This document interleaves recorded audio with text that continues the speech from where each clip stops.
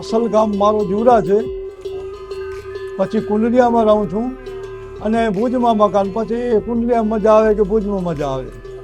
ને આ જે અમારી જે આઈટમ છે એ હું 10 વર્ષથી ત્યાંથી કામ કરું છું આ વસ્તુનું. ને આ વસ્તુનું નામ છે કોપર બેલ્સ. કોપર બેલ્સ એટલે આ અમે મેટલમાંથી બનાવીએ, કાચો માલ બનાવી લઈએ,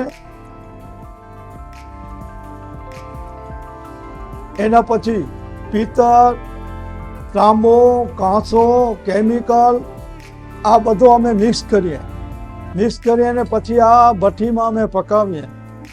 ભઠ્ઠીમાં પકાવીએ. હવે ભઠ્ઠીમાં એવું છે કે કદાચ જે માટી ઉતરી જાય તો જો આ કાળો દાગ થઈ ગયો ને થઈ જાય ને બરાબર સક્સેસ નીકળે તો બરાબર થઈ જાય. એ અમારું કામ છે, કોપર બેલસાનું નામ છે.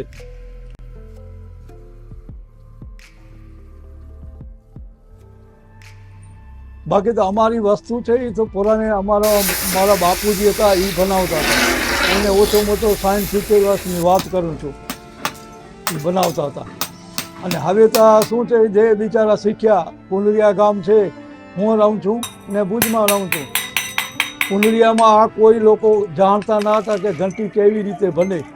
આજ ઓછો મોટો 15 થી 18 કારીગર છે.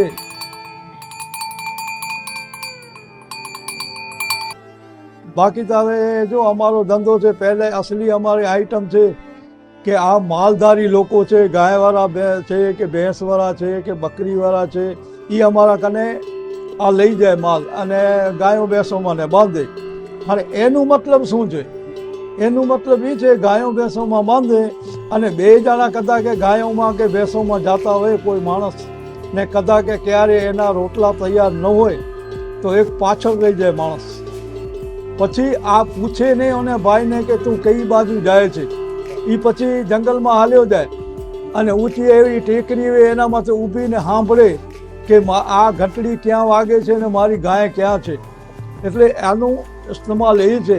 અને હમણાં શું છે કે અમે 100 પીસ બનાવીએ છીએ. આ જો 100 પીસ છે બધા, બરાબર છે. આ 100 પીસ કે આ ઘર માટે છે.